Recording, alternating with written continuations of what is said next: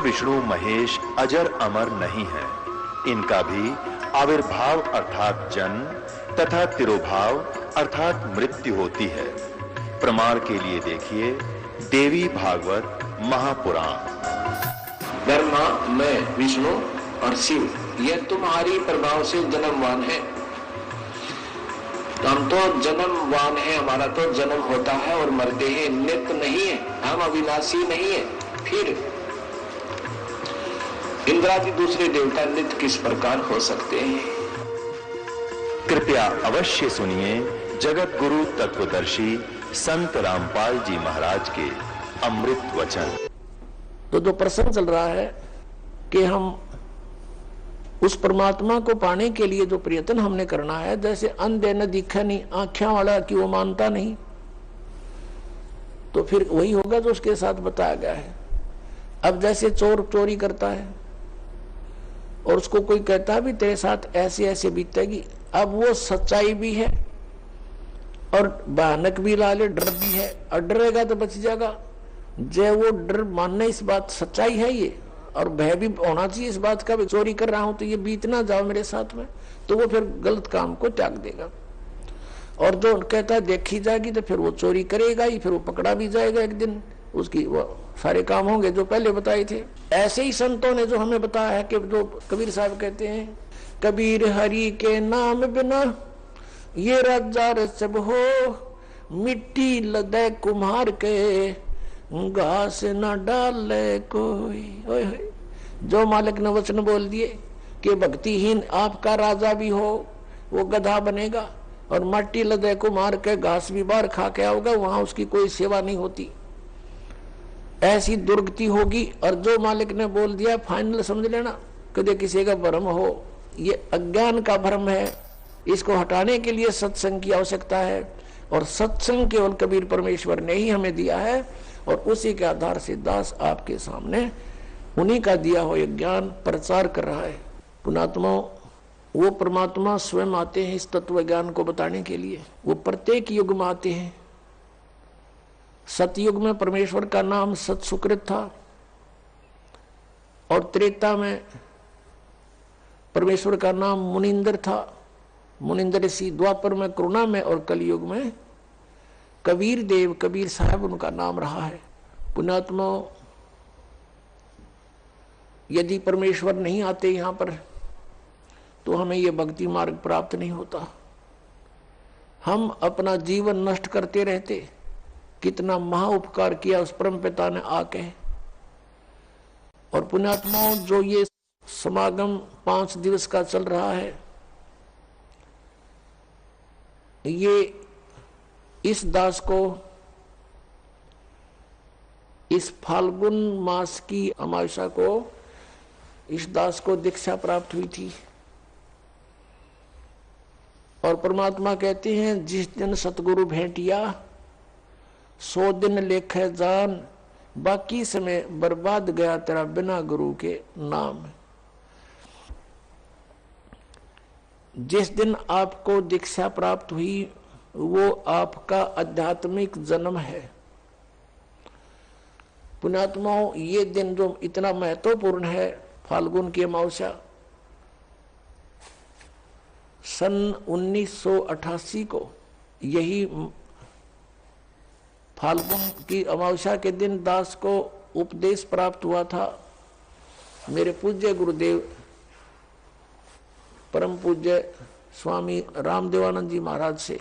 और पुण्यात्माओं अगर वो दिन मुझे प्राप्त ना होता तो आज आप भी दुखी रहते, वंचित रहते, और दास का भी जीवन नष्ट हो जाता।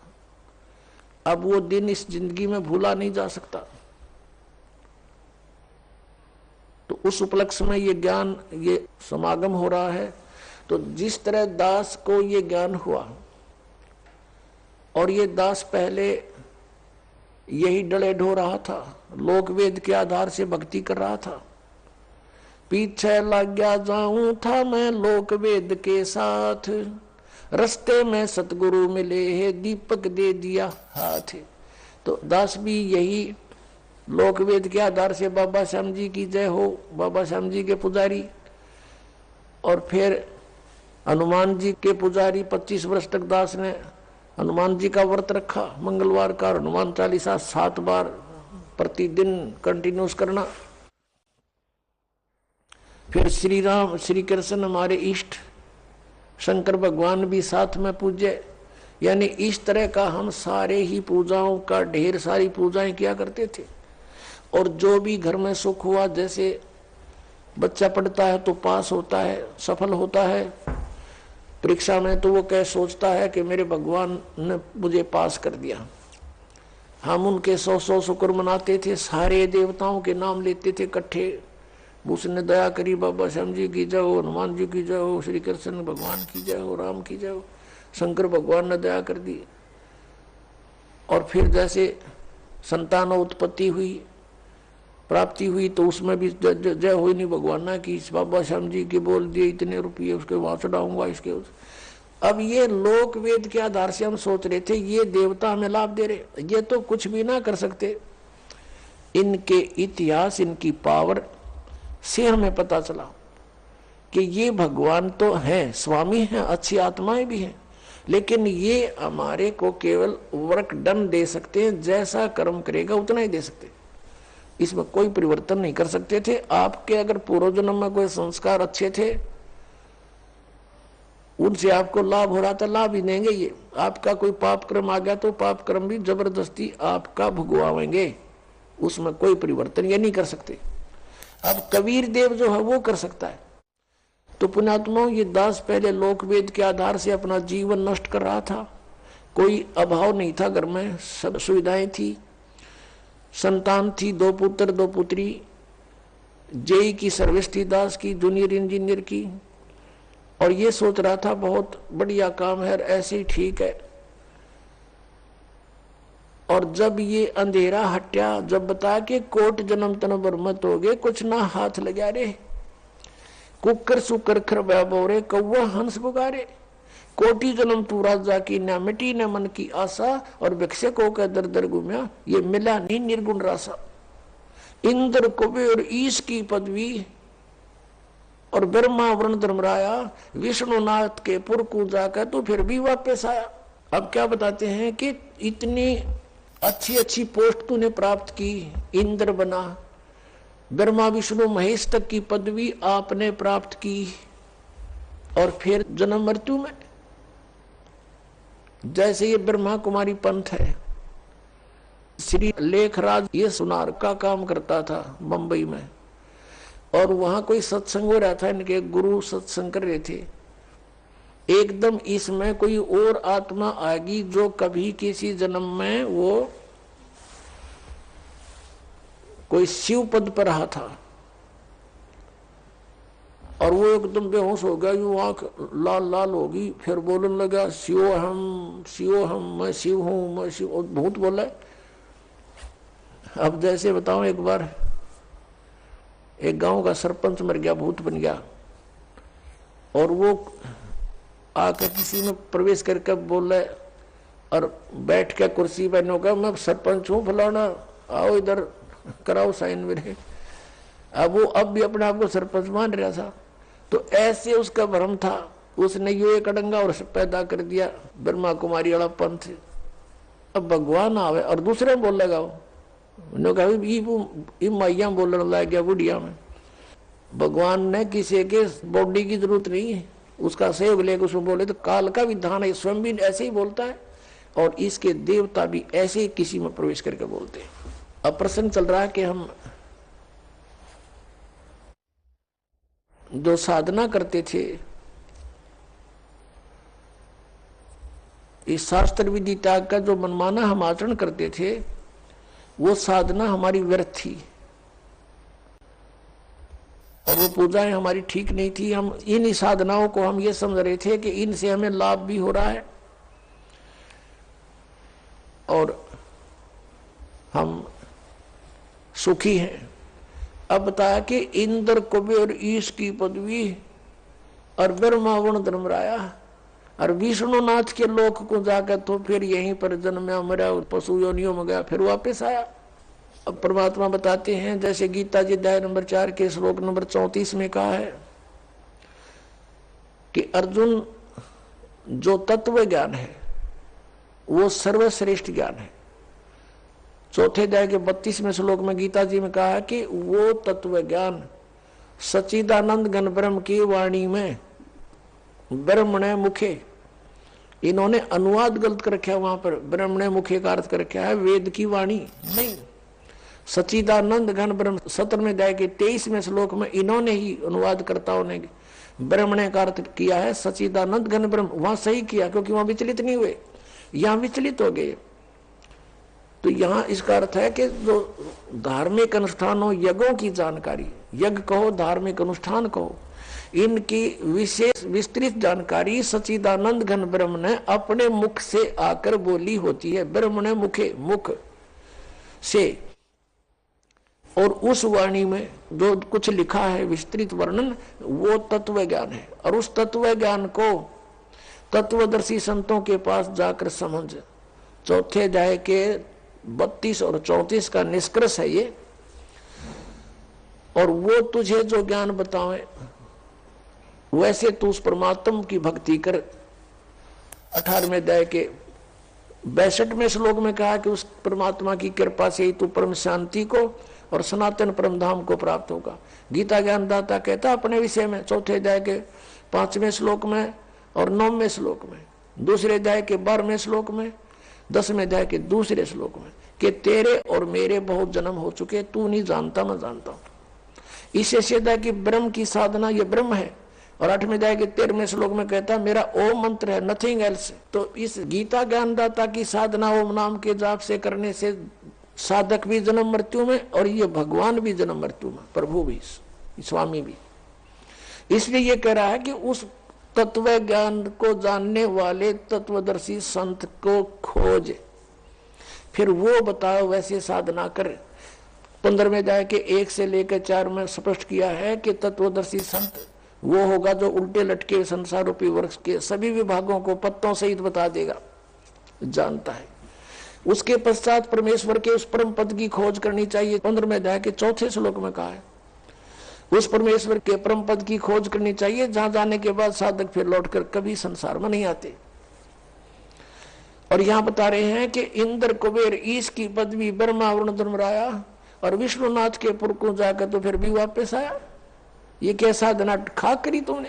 कहते तुमने वो वास्तविक way of worship, real way of worship नहीं प्राप्त हुई, शास्त्र अनुकूल यथार्थ साधना तुम्हें प्राप्त ना हुई, जिस कारण से एती उम्र बुलंद मरेगा अंतरे, सतगुरु लगे न कान न भेंटे वो संतरे।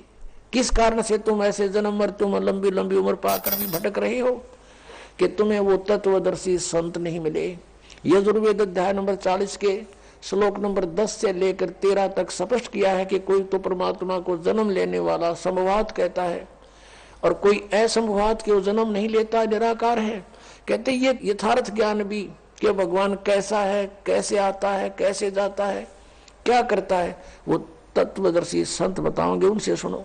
तो गीता ज्ञानदाता और वेद ज्ञानदाता एक है, वो ब्रह्म है, यहां भी ब्रह्म है। यजुर्वेद अध्याय नंबर 40 के मंत्र 15 में वेद ज्ञानदाता कहता है कि मेरा एक ओम नाम है, ओम करतु समर किलबे समर करतुम समर। ओम नाम का जाप काम करते करते श्रवण करो, विशेष कसक के साथ श्रवण करो और मनुष्य जीवन का परम कर्तव्य जान के इसका श्रवण करो। इससे क्या होगा कि वायु अनिलम अमृतम अथिदम भस्मांतम शरीरम। जब तू शरीर छोड़कर जाएगा, तेरा शरीर नष्ट होगा, तब तुझे इस ओम से मिलने वाला अमर पद यानी ब्रह्मलोक प्राप्त हो जाएगा। यजुर्वेद 40वें अध्याय के 17वें श्लोक में स्पष्ट कर दिया। 40वां अध्याय अंतिम अध्याय है यजुर्वेद का और 17वां मंत्र अंतिम लास्ट मंत्र है। इसमें स्पष्ट कर दिया, वेद ज्ञानदाता कहता है कि वो परमात्मा तो प्रोक्ष है, वो तो गुप्त है। जैसे उल्टे लटके हुए संसार रूपी वृक्ष को जड़ तो ऊपर है और तीनों शाखा नीचे है। 15वें अध्याय के 1 से 4 में कहा है। अब जैसे पृथ्वी से बाहर पेड़ दिखाई देता है तो जड़ें प्रोक्ष होती है, गुप्त होती है, बाहर का हिस्सा पेड़ कहलाता है। ऐसे बताया है कि वो 40वें अध्याय के 17वें श्लोक में यजुर्वेद में कि वो परमात्मा, पूर्ण परमात्मा तो ऊपर प्रोक्ष है, गुप्त है, और मैं ब्रह्म हूं, मैं ब्रह्म लोक में रहता हूं, मेरा ओम नाम है। अब यहां भी वेदों ने भी बता दिया कि तत्वदर्शी संत की खोज करो, और वेद कहते हैं नेति नेति कि मैं जो ज्ञान दे चुका हूं ये अंतिम नहीं है, इतना ही नहीं है आध्यात्मिक ज्ञान परमात्मा के विषय में, उसके विषय में तो तत्वदर्शी संत बताएंगे, और वो उस ज्ञान से बताएंगे जो परमात्मा ने स्वयं आकर बोला है। फिर क्या बताते हैं, असंग जन्म तन मरत्या होगे, जीवित क्यों न मरे रे, द्वादश मध्य महल मठ बोरे, बहुर न दे धरे रे, कि असंग जन्म तन मरत्या होगे, एक बार जीवित मर के देख। जीवित कैसे मरना होता है, मन चाहता है यहाँ के कार कोठी बंगले गुटी सुटी लगाना, ब्याह के अंदर नाचना गाना डीजे बकवाद, कहते इनसे मन हटा। अपने आत्मा सोचन की बात है, ये किसी के कहने से नहीं, कोई प्रतिबंधित नहीं होते ये नियम, लेकिन जो संत नियम बनाते हैं वो आपके लिए लक्ष्मण रेखा होनी चाहिए। उसका उल्लंघन करते सीता का कितना विनाश हुआ, बिरान माटी हुई और दुनिया मरवा दी, और उन्होंने कहा था इससे बाहर मत जाना तो सुरक्षित रहेगी। तो उस परमात्मा ने जो नियम हमें बना कर दिए हैं ये लक्ष्मण रेखा समझ लेना। अब जैसे एक विवाह हो रहा था किसी का, सामने डीजे बजावे नाचे कूदे, बहन भी बेटी भी सारी, उनके फोटो उतार रखे। अगले दिन बारात में जा रहे थे, भाई का विवाह था लड़के का, तो उस शहर से यानी रोहतक से कलानौर के पास एक दुर्घटना होगी, वह दुल्हे वाली कार ही टकराएगी किसी दूसरे से, 5-6 मर गए, उसी दुल्हा भी मर गया, और उसी परिवार के रिश्तेदार वो खुद मिलकर 5-6 एट द सपोर्ट मृत्यु होगी। अगले दिन पेपर में आ रहा था उनका हाहाकार मचाते, बाढ़ पड़ रही, बहन बेटियां बुरी तरह रो रही है, एक दूसरे से लिपट रही है। अब बता लो डीजे, कोई बात हुई यहाँ पर। तो संत कहते हैं जैसे नानक साहब जी से भक्त प्रसन्न करा करते कोई अनजान से कि महाराज जी आप यहाँ कुछ खोए खोए से रहते हो, तो उन्होंने कहा था भी ना जाने काल की कर डारे, किसी भी ढल जा पास आवे, और जिनाते सरते मौत खुड़क दी उन्होंने केड़ा हंसावे। हमें अपनी मौत दिखाई दे ना बेरा के बिजली गिर जाए, यहाँ तक टाइम सा पास करना हमने। फिर पूछा कि हे भगवान क्या आप कभी प्रसन्न नहीं होते? कि प्रसन्न होता हूं जब मेरे अनुयायी मेरे द्वारा निश्चित किए हुए सत्संग के दिन वापस आ जाते हैं, तो उस दिन मुझे खुशी का कोई ठिकाना नहीं रहता। क्यों? क्योंकि मुझे ये खुशी होती है कि इनको कोई काल का दूत नहीं टकराया, इनकी भक्ति का नाश नहीं किया, ये सुरक्षित है अभी तक। और जब ये यहाँ से जाते हैं, संसार में सब काल के ही ज्ञान से प्रभावित लोग हैं, ये मुझे चिंता बन जाती है कहीं इनको कोई भ्रमित ना कर दे और इनका जीवन नाश कर दे। क्या कहते हैं कि साध मिले साड़ी शादी होंगी और विछड़ दे दिलगिरी वे, अखदे नानक सुनो जी हाँ ना मुश्किल हाल फकीरी वे। कि साध मिले, ये भक्त साध संगत जब वापस आती है, मुझे आत्मा में बड़ी खुशी होती है कि ये सुरक्षित है, इनका कोई दीमक नहीं लगा काल का। और जब ये जाते हैं तब मुझे दिलगिरी होती है, दुख होता है कि मुश्किल हाल फकीरी वे, फकीरी माने साधना भक्ति, ये बड़ी मुश्किल बना दी काल के दूतों ने। जगह जगह एक गांव में मन 10-10 ढूंढे लाए बैठे हैं, कोई वैसे कोई क्रिया करते हैं, कोई झाड़ा लाता है, मिसगाइड करने वालों का कोई अंत नहीं। साध मिले साढ़े शादी होंगी, विछड़ जाए दिलगिरी वे, अकदे नानक सुनो जी हाँ ना मुश्किल हाल फकीरी वे। तो क्या कहते हैं कि ना जाने काल की कर डारे, किसी भी ढल जा पास आवे, और जिनाते सरते मौत खुड़क दी उन्होंने केड़ा हंसावे। अब यदि तुम परमात्मा का नाम लो और विवाह करो सिंपल वेत है, और वैसे नहीं लोग दिखावा नहीं। जैसे हम इस बात से परिचित हों तब हम इससे हट सकते हैं। जैसे गीता जी अध्याय नंबर 7 के श्लोक नंबर 29 में कहा है कि जो तत्ब्रह्म से परिचित हो गया और सारे अध्यात्म ज्ञान से और सभी कर्मों से परिचित हो गया, वही उस परमात्मा के पाने का जरा और मरण से छूटने का प्रयत्न करता है, और नहीं कर सकता। वो तो यहाँ बकवाद चाहता है। तो आपको ये ज्ञान होगा कि आपने किसी से दहेज ले लिया। परमात्मा कहते तुमने उस दरगाह का मैल नहीं देखा और धर्मराज का तिल तिल का लेखा। तो आप किसी से पैसे लेते हो रिश्वत से, चोरी से, या वैसे कोई धोखा दे करके लेकर नहीं देते हो, आपने एक एक पाई पाई का हिसाब देना पड़ेगा। तो हम क्यों अपने सिर में दर्द करें?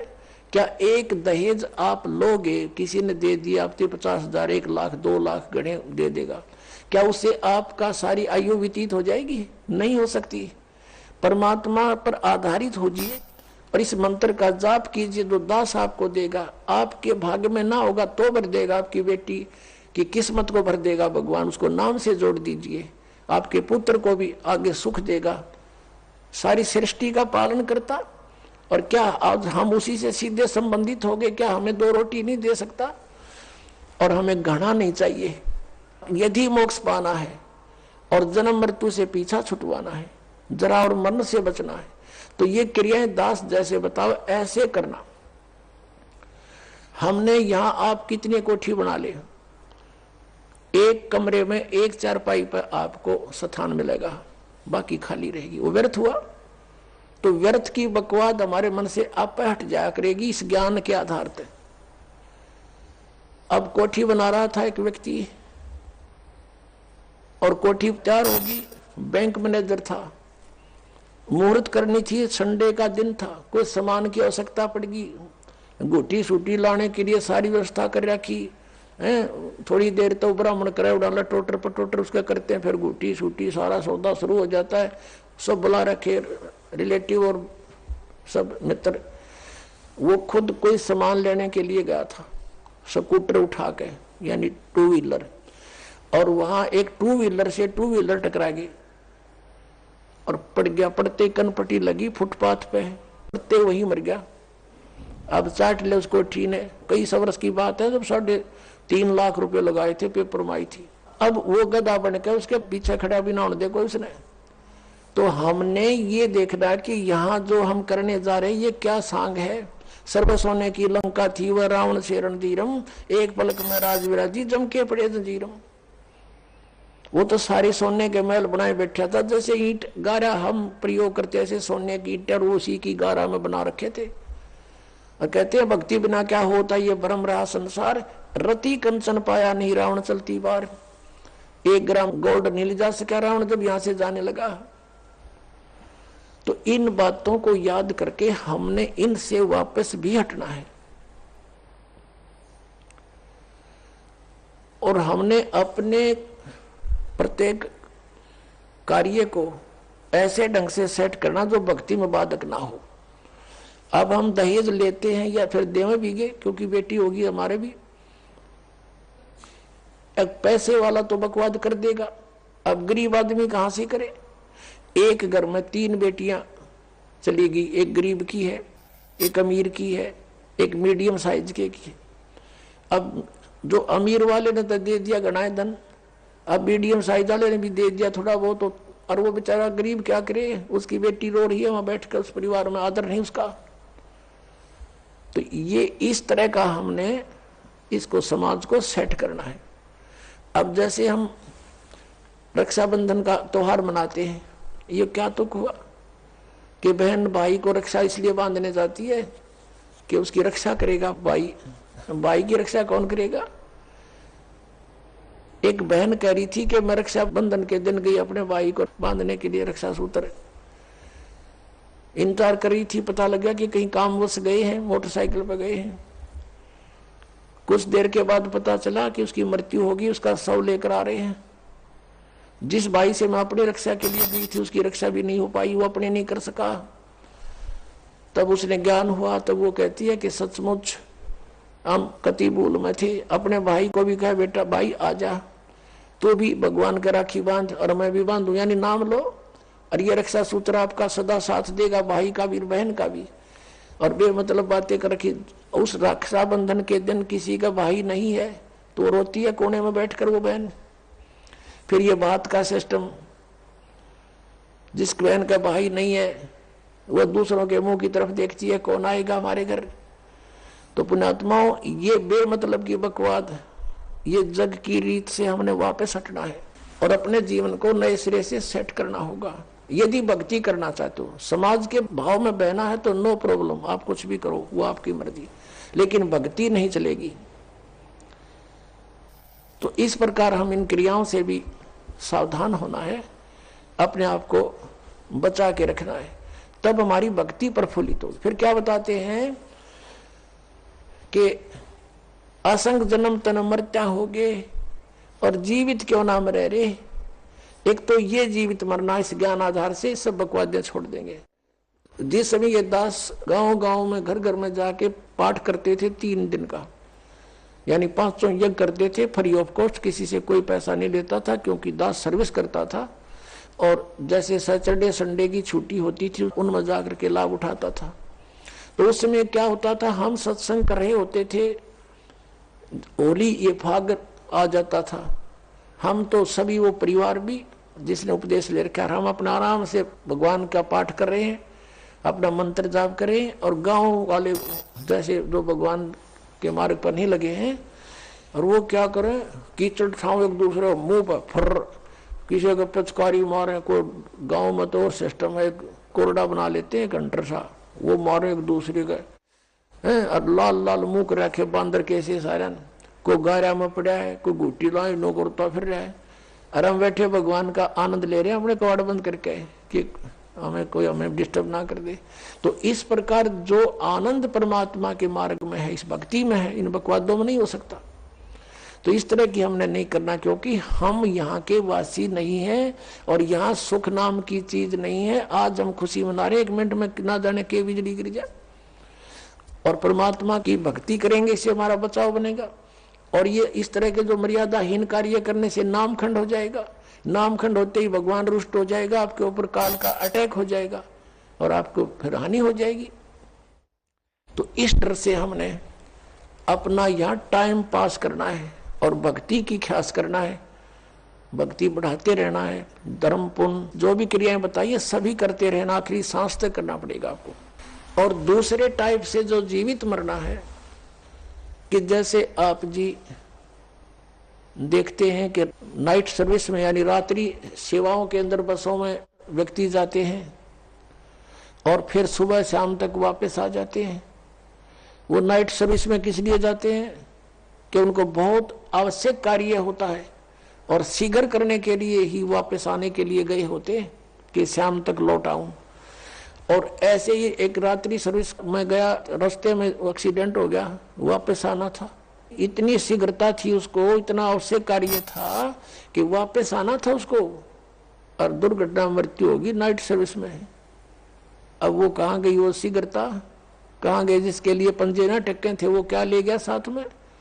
तो आप जी ये सोच लीजिए, जब सतलोक आश्रम बरवाला की तरफ सत्संग निकट आवर चलना चाहो तो न्यू सोच लो हमारी मृत्यु होगी आज और इब्बा होगी, और आ जाओ यहाँ पर सत्संग सुनो, 3-4 दिन फ्री ऑफ माइंड रहो, एक दूसरे से भगवान की चर्चा करो, या और बकवाद मत बतलाना, ये ख्यास रखना, परमात्मा रुष्ट हो जाएगा। ठीक है, कोई मित्र रिश्तेदार मिलता है, बातें करो गृहस्थी की थोड़ी बहुत देर के लिए, फिर अपना मालिक की चर्चा शुरू करें, कोई ज्ञान उससे सुने, कभी आप सुनावे, फिर मंत्र करने लग जावे। सब सुविधाएं भगवान ने आपके लिए दे रखी, इन दासों के द्वारा आपको सारी व्यवस्था करवा के दी जाती है। तो इसका सदुपयोग करना, दुरुपयोग करने से राम रूठ जाएगा आपका, और राम नहीं रूठना चाहिए, ये भी आपको डर लगे। तो ये सोचकर आप आ जाइए और ये सोचिए कि हमारी मान ले परमानेंट मृत्यु हो जाए तो भी तो हो सकती है ऐसे। और अब हम 3 दिन 4 दिन 2 दिन जिसा भी समय आप मरना चाहो मरो, और फिर वापस चले जाओगी घर पे, और परमानेंट टिकट कटगी, फिर भी तो बात बिगड़ेगी, फिर तो धरा रहेगा सारा, संभाल ही नहीं सकते आप। तो अब जाकर के मान लीजिए तुम समझते हो कि कुछ काम बिगड़ जाएगा, तो अभी तो फिर जाकर संभाल सकते हो, परमानेंट तो नहीं मरे। लेकिन जो परमात्मा के लिए सच्चे दिल से आते पुण्यात्माओं, किसी का आज तक काम बिगड़ा नहीं, बने मिलते हैं, लेकिन वो आपकी श्रद्धा पर डिपेंड करेगा। सतगुरु के दरबार में कमी काहे की ना, अंसा मौज नहीं पावता तेरी चूक चाकरी में। तो इस प्रकार हमने परमात्मा की भक्ति को सुचारू भी रखना। क्या बताया है कि असंग जन्म तन मरत्या होगे, जीवित क्यों ना मरे रे, और 12 मद महल मठ बोरे, बहुर ना दे धरे रे। अभी तक हमें 10वें द्वार का पता था कि इस शरीर में 10वां द्वार, 10वां द्वार। पुण्यात्माओं, ये जो 10वां द्वार है ये एक ब्रह्मांड का रास्ता है। और आपने ये भी सुना होगा कई बार, क्योंकि जो भक्ति मार्ग में लगे उन्हें सब तरह के साधक संत टकराते हैं। हमने सुना बहुतों से कि एक यहाँ संत रहता था, उसने अपनी योग अभ्यास से अपने शरीर को ऐसा मंत्रों से जाप से ऐसा सेट कर रखा था कि उसने ब्रह्मांड फोड़ दिया। यानी उसका यहाँ से शरीर में एक सुराख मिला, जब उसका शरीर छूटा उसने अपना ब्रह्मांड फोड़ गया वो, यानी वो पार हो गया, 10वें द्वार पर पहुंच गया, 10वें द्वार पार कर गया। अपने आत्माओं 21 ब्रह्मांड है इस काल के। जिसने एक ब्रह्मांड पार कर लिया तो एक फिर और 21 ब्रह्मांड और हैं। अब इससे निकल कर वो फिर क्या करता है, ऊपर धक्के खाता है, ऊपर अपना समय व्यतीत करता है, घूमता रहता है इधर उधर भूत की तरह, प्रेत की तरह। फिर वहां से उसको जैसा भी उसकी सुविधा होती है, जैसे जिसकी भक्ति होती है, उसी लोक में उसको भेज दिया जाता है। वहां बैठकर वो अपना पुण्य पाप जो भी है उसका सारा भोग कर फिर पृथ्वी पर आता है। अब ये 12वां द्वार पे भगवान का स्थान है। अब 10वां द्वार जो है ये तो एक शरीर से निकलकर इस बॉडी से बाहर ब्रह्मांड में घूम रहा है।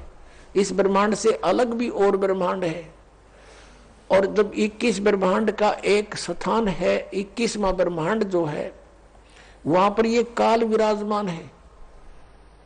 और उस 21 ब्रह्मांड से फिर उस परब्रह्म के 7 संग ब्रह्मांडों में प्रवेश करने का एक द्वार है जो 11वां द्वार है।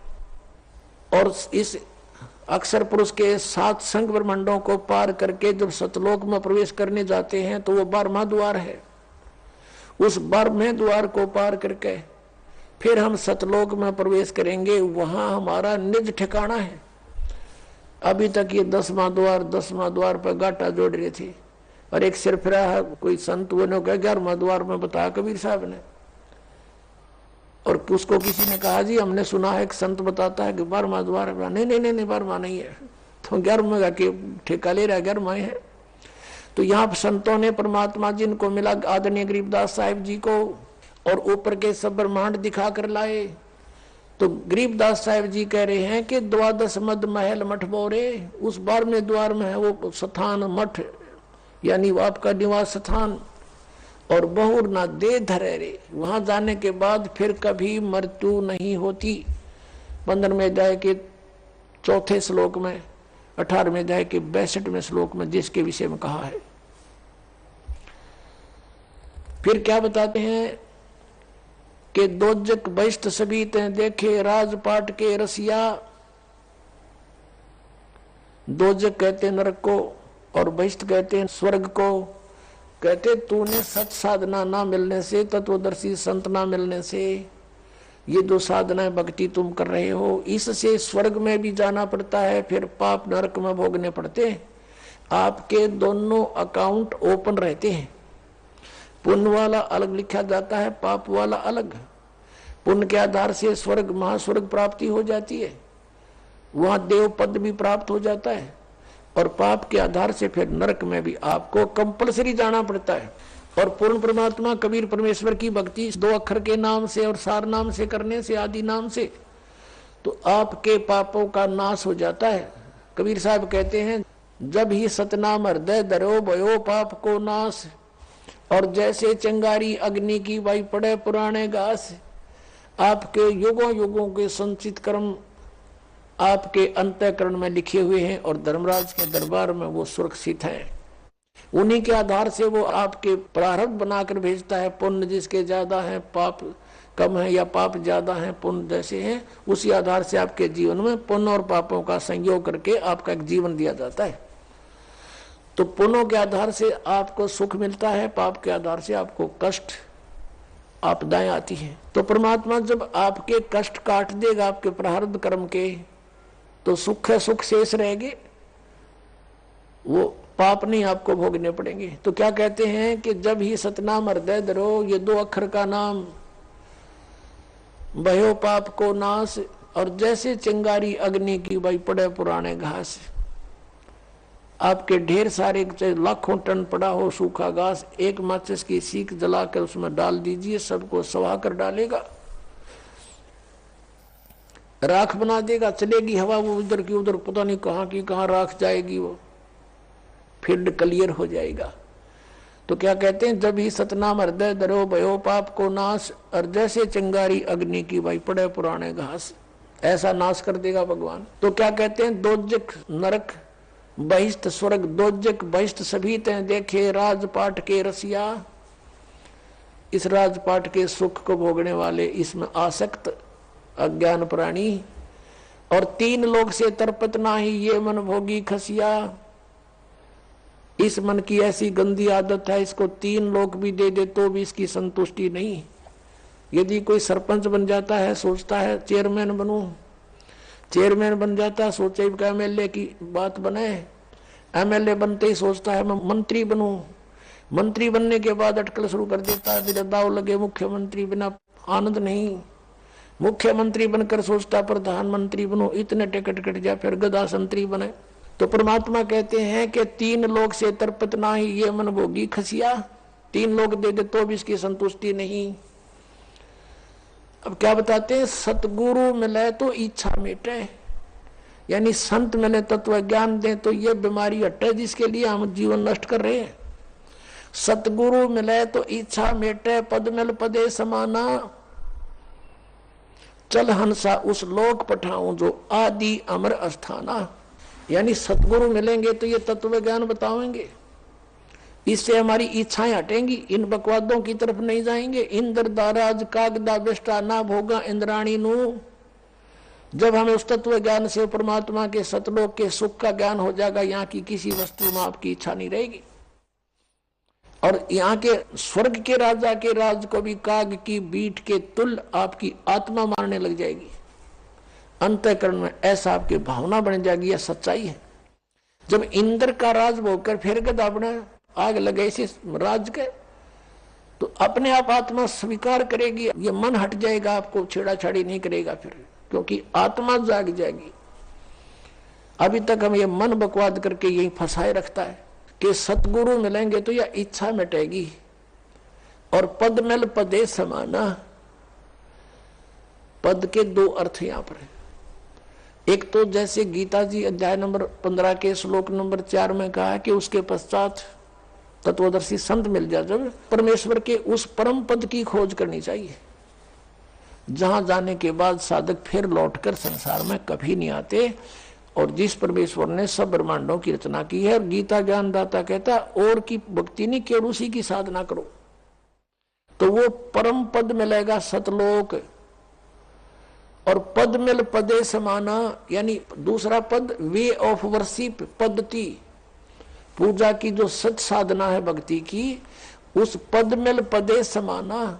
जब सही भक्ति का मार्ग, 2 अक्षर का नाम मिल जाएगा, सतनाम, जिसमें एक ओम है, एक तत्गुप्त है, और आदि नाम मिलेगा, तब तुम्हें मोक्ष होगा। इन 5 नामों से मोक्ष नहीं, अन्य लाभ यहाँ संसारिक है बस।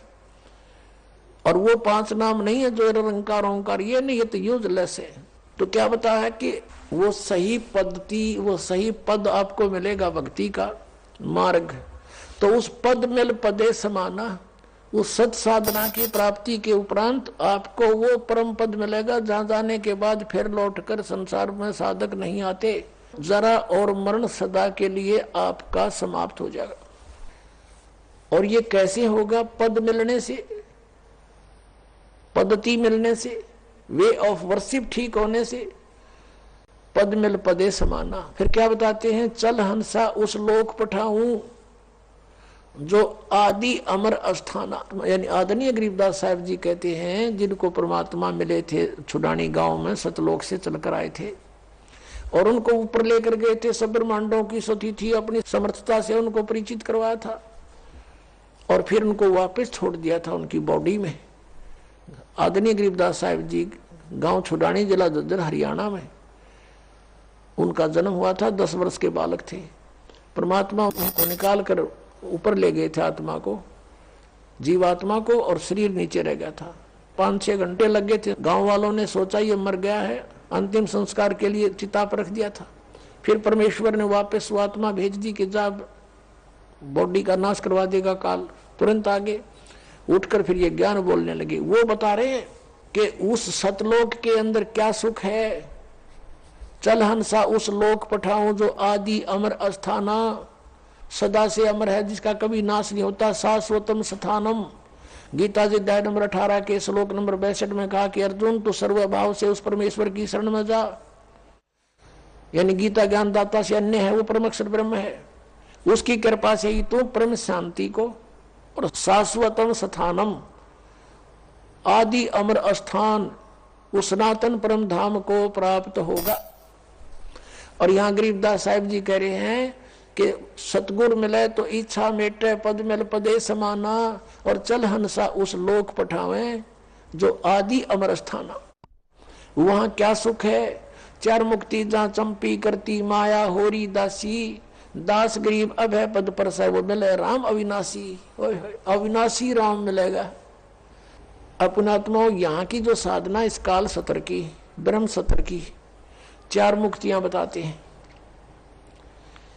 और इन 4 मुक्तियों का निर्धारित समय होता है। उसके बाद वो जीव उन मोक्ष को प्राप्त करके समाप्त करके स्वर्ग महास्वर्ग में फिर दोबारा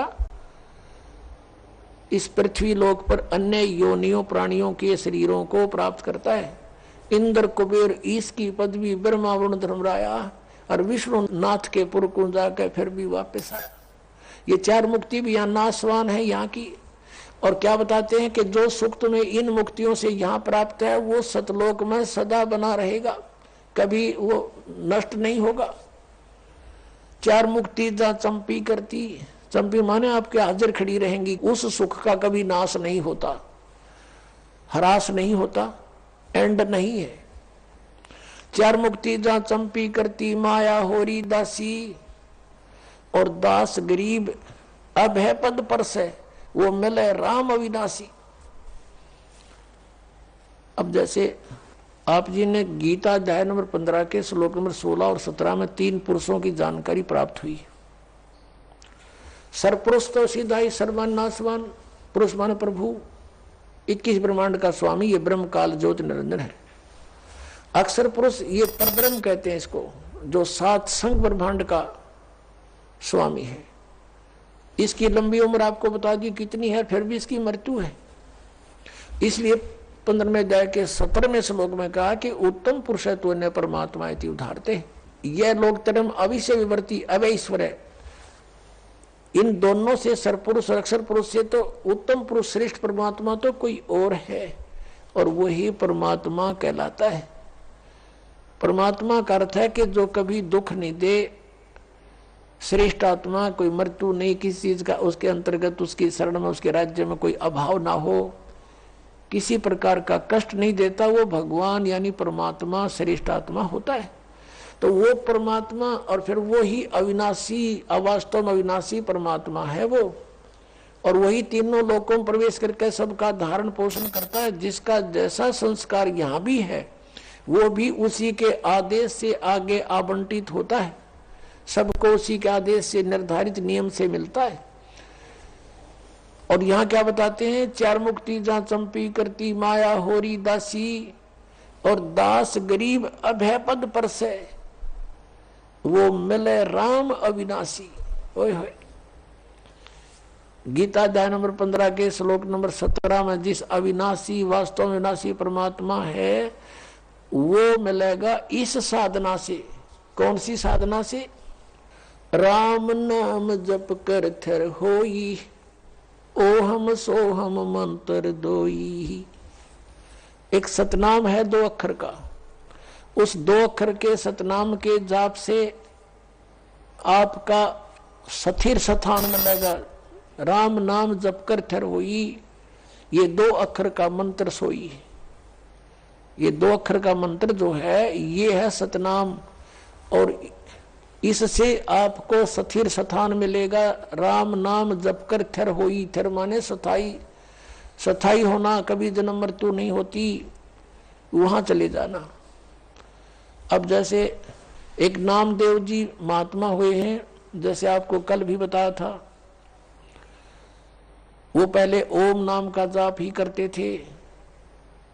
भले उन्होंने गुरु भी बना रखा था, फिर भी अपनी साधना अपने आधार से ही करते थे। और उसमें पूर्व जन्म की ऐसी सिद्धि भी थी कि उसके कारण परमात्मा ने ही अपने भक्तों की इज्जत रखने के लिए, भक्ति को बनाए रखने के लिए, उसके लिए मंदिर भी घुमा दिया था परमात्मा ने। परमेश्वर कबीर साहब चाहते हैं कि भक्ति का नाश ना हो, इनमें आस्था बनी रहे। भगवान है, वो ऐसी लीला कर सकता है।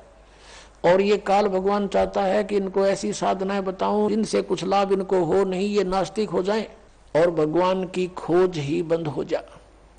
जैसे महात्मा बुद्ध था, पिछले पुण्यकर्मी प्राणी था, स्वर्ग से आया हुआ था, राजा का लड़का था। ये राज अच्छा नहीं लगा, क्योंकि वो उस राज के तुलना में ये कुछ भी नहीं है। सीधा स्वर्ग से आने वाले के साथ या और बने, घर भी त्याग दिया, साधना करने लगा, हठ योग शुरू कर दिया, प्राण निकलने को हुए। एक माई ने उसके मुंह का खीर लगा दी गया के अंदर वटवृक्ष के नीचे। धीरे धीरे उसने वो चाटनी शुरू की, आंखें खुल गई, फिर उठ गया, फिर भोजन ठीक खाने लगा। फिर उसने कहा था, starvation could not lead to salvation, भूखा मरने से भगवान नहीं मिल सकता। ये उसकी अपनी सोच थी। और फिर उसने जो अपने सत्र का कोई अध्ययन किसी शास्त्र का नहीं किया, पिछले पुण्य अच्छे थे, स्वयं बैठकर साधनाएं करने से कुछ सिद्धियां आ गई, उनके वचन में शक्ति आ गई, बोलने की शैली अच्छी होगी, श्रोता बहुत थे, तो पूरा चीन उनका अनुयायी हो गया, पूरा चीन देश। और अनुयायी क्यों हुए थे? भक्ति के लिए। वो भी भक्ति ही कर रहा था। और उनसे बताए गए भक्ति के विधि से, पद्धति से, पद से उनको कोई आध्यात्मिक लाभ नहीं हुआ। और धीरे धीरे वो कति नास्तिक हो गए कि भगवान नहीं है, और पूरे देश में कानून बना दिया कि भगवान की चर्चा नहीं करना। और काल यही चाहता है, ऐसे दूत भेजूं जैसे राधा स्वामी पंथ है, और इसे निकले हुए जितने पंथ, जय गुरुदेव पंथ, ये सच्चा सौदा पंथ, इनको पहले तो सुनते हैं कुछ लाभ हुआ इनके गुरुओं से, अरे भी इनकी ब्रांड माटी और के घर में अच्छा दुख, भूत इनमें प्रवेश कर रहे हैं, क्योंकि वो स्वयं भूत बना शिवदयाल जी। तो कुछ दिनों के बाद अब जो भक्त यहाँ आते हैं, कहते हैं हम पहले ठीक हमारा गुजारा था, 30 साल तक राधा स्वामी पंथ में थे, लुट पिट गए, गाड़ियां बिक गई, दुकान बिक गई, हमारा बुरा हाल हो रहा है, पत्नी का ऑपरेशन हो रहा है, वाल डिफेक्ट हो गया, अब इनकी दुर्गति हो रही है। तो अब वो कहते हैं हम तो थक चुके थे साधना कर करके, और सोच लिया था भगवान कहीं नहीं है। आपकी पुस्तक मिली, ये सत्संग सुना, तो कुछ किरण फिर जागी कि है कहीं भगवान। तो काल चाहता है कि इनका बट्ठा बैठा दूं, ये भक्ति करे नहीं, नास्तिक हो जाओ, टंटा कटे, और वो आवे भगवान या उनका कोई दास आवे, उनका भेजा हुआ कोई संदेश वाहक आवे, तो कोई सुने नहीं भक्ति को। सुनेंगे तो बात हरदम सच्चाई सच्चाई सारी। तो इस कारण से उसने ये ऐसा कर रखा। तो परमेश्वर जब भी कोई लीला की है नौनी, उसी परम पिता ने आके की है वो सारी, ताकि इनमें भक्ति की आस्था बनी रहे और भक्ति जीवित रहे इस पिछली पीढ़ी तक। अब यहाँ तक इस भक्ति को लाना था परमात्मा ने। अब ये भक्ति अंतिम सांस गिने थी, ये सत्कर मान लेना। और 10-20 वर्ष के अंदर ये सब भक्ति खत्म हो जाती, कोई नहीं राम नाम लेता, और सोच लेते परमात्मा कहीं नहीं है। ऐसे समय में परमात्मा ने आके फिर आप पर मेहर बख्शी है। आप पुण्यात्मा हो, पहले से चार्जड हो, आपके अंदर पिछले जन्मों से भक्ति की प्रेरणा फिर से जाग रही है। इसके कारण आप कोई कहीं किसी पंथ के मिले, कभी किसी संत से मिले, आप भटक रहे थे, आपको ये सत संदेश मिल गया। तो नामदेव जी कहते हैं कि नामदेव जी के बारे में बताया कि नामा छिपा ओम तारी, पीछे सोहम भेद बिचारी, सार शब्द पाया जद लोई, आवागमन भौर नहीं होई। नामदेव जी ने भी इन 2 अक्षर के नाम का, सतनाम का जाप किया। कल आपको बताया था श्री गुरु नानक देव जी के विषय में, उनकी समुद्र की साखी में आपको दिखाया कि वो 2 अक्षर का मंत्र जाप करते थे। और ये संत मत भाग प्रकाश 4 में राधा स्वामी पंथ के सामने सिंह जी कहते हैं 261 पृष्ठ पे कि 2 अक्षर का भेद बतावे, सोए गुरु पूरा कहावे।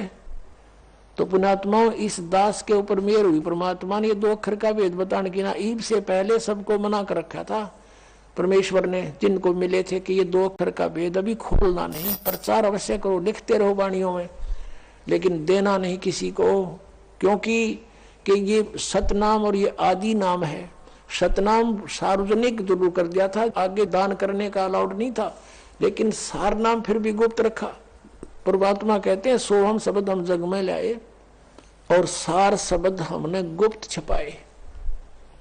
वो सार नाम अभी तक छुपा रखा था, अब इस दास पे कृपा की है, क्योंकि अब ये सभी पंथ नष्ट हो जाएंगे। नष्ट का मतलब है ये वहां नहीं रहेंगे, इनके साधक उनके साथ नहीं रहेंगे जब इस ज्ञान का पता लगेगा। कौन नहीं चाहता भगवान को? कोई महामूड होगा तो पड़ा रहेगा वहां पर, उसका कोई लेखा ही नहीं, उसका तो अकाउंट ही नहीं इस मार्ग में। अब क्या बताते हैं कि चातुर प्राणी चोर हैं और मूड मुग्ध हैं ठोठ, संतों के निकाम के इनको दे गलजोट।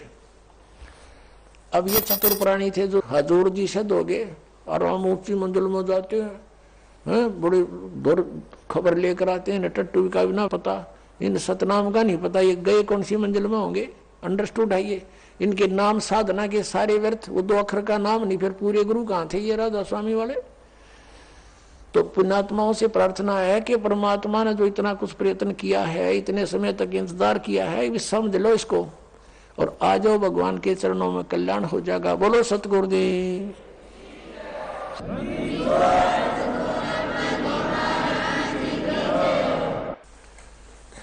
पुण्यात्माओं, आपका सौभाग्य है कि आपको इस सत्संग सुनने को मिला। अभी आपने आध्यात्मिक ज्ञान चर्चा नामक एक विशेष प्रोग्राम साधना टीवी से चलता है और ये एक बहुत परोपकार का कार्य हो रहा है। उन महापुरुषों के विचार भी आपके समक्ष होते हैं और उधर से इस दास के विचार भी जो सदग्रंथों में विद्यमान है, विद प्रूफ है, प्रमाण सहित जनता के सामने आते हैं। इससे जनता को ज्ञान होगा कि कौन संत कैसा ज्ञान रखता है। फिर ठीक है, जिस